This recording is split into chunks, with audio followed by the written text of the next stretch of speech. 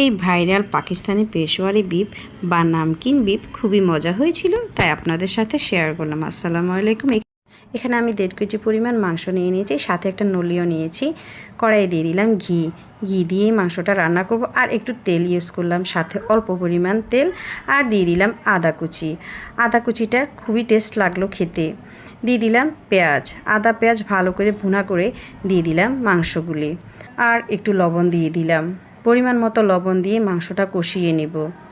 তেল মশলাবিহীন এই পেশোয়ার বিফটা রান্নার কি যে স্মেল। এরপর কয়েকটি টমেটো, আস্ত রসুন, আস্ত পেঁয়াজ আর আলু নিয়ে নিলাম। কষানোর পর এক পর্যায়ে কালার চেঞ্জ হয়ে আসবে, তখন দিয়ে দিলাম কয়েকটি আস্ত আলু। আমার বাসার সবাই আলু খেতে পছন্দ করে, আবার অনেকে আলু খেতে চান না। মাংসের সাথে আলুগুলোকে কষিয়ে নিব আলুতে একটা ফ্লেভার আসার জন্য। এরপর এখানে দিয়ে দিলাম কয়েকটি আস্ত রসুন, আর দিয়ে দিব আস্ত টমেটো, আর দিয়ে দিলাম কয়েকটি আস্ত পেঁয়াজ। যেহেতু এই মাংসটা মশলাবিহীন, তাই আমরা এতে কোনো হলুদ, মরিচ, জিরা গুঁড়া কিচ্ছু ইউজ করব না।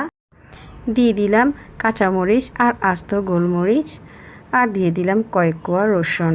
দিয়ে দিলাম বেশি পরিমাণ পানি, ডুবো পানিতে এটা রান্না করব। এরপর ঠান্ডা করে চুলা থেকে নামিয়ে ঠান্ডা করে আটা দিয়ে সিলগালা করে কাচ্চি যেভাবে রান্না করে সেভাবে দমে বসিয়ে রাখবো 1.5 ঘন্টা। 1.5 ঘন্টা পর নামিয়ে নিলাম। ব্যাস হয়ে গেল মজাদার পেশোয়ারি বিফ। খুবই মজা হয়েছিল, আর মাংসগুলি এত সফট হয়েছিল।